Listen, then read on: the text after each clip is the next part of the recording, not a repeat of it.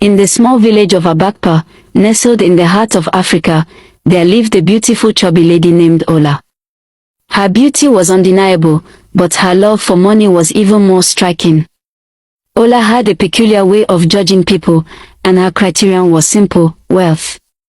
If a man was rich, she would lavish attention on him, no matter his age or appearance.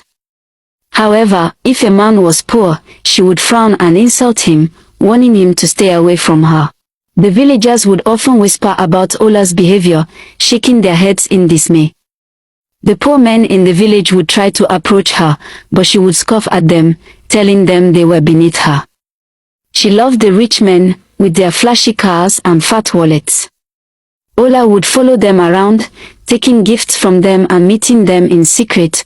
Ola's grandmother, Nana, had raised her from a tender age. Nana's eyes would well up with tears whenever she thought about her daughter and son-in-law, who had died in a tragic accident on their farm.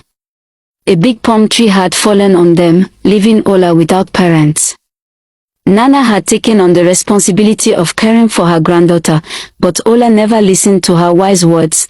Nana would often sit Ola down and advise her to change her ways. "Ola, my child, money is not everything," she would say. "A man's worth is not measured by his wealth, but by his character. You should look for someone who loves you for who you are, not just your beauty or your body." But Ola would laugh and ignore her grandmother's words. As time went on, Ola's behavior became more and more brazen.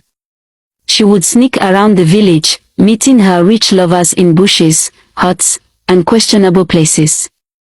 The villagers would whisper about her exploits, and Nana's heart would ache with worry. One of Ola's lovers was a wealthy old man named Chief Okoro. He was known for his ruthlessness and cunning, but Ola was blinded by his wealth. She would do anything to keep him happy, and he would lavish her with gifts and attention. But one fateful night, Chief Okoro's true nature revealed itself. He took Ola to an abandoned hut on the outskirts of the village and subjected her to unspeakable abuse. Ola was left battered and bruised, both physically and emotionally. The incident left Ola's life in shambles. She became withdrawn and isolated, unable to face the world. Nana's heart broke when she saw Ola's condition.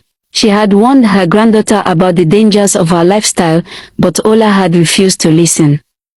Now, Nana's worst fears had come true.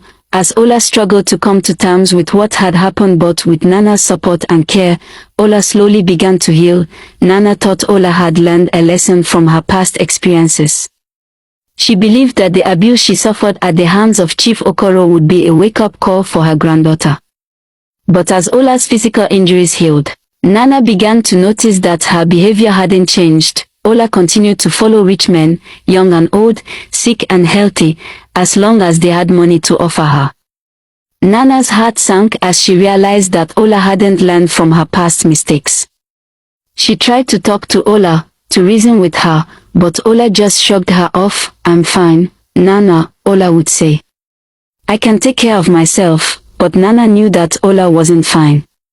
She was still trapped in a cycle of self-destruction, and Nana didn't know how to help her. One day, Ola met a young man named Tond. He was charming and handsome, and he had a lot of money. Ola was immediately drawn to him, and she began to spend all her time with him. At first, Tond seemed like a perfect catch. He showered Ola with gifts and attention, and she felt like a queen.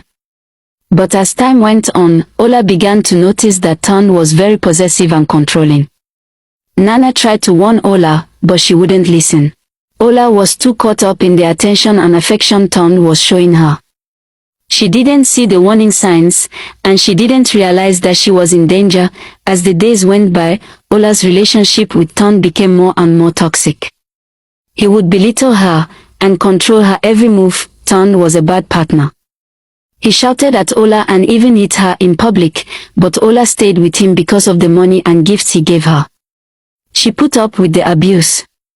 Some days, she came home with bruises and used hot water to ease the pain, but the next day, she would go back to Tond.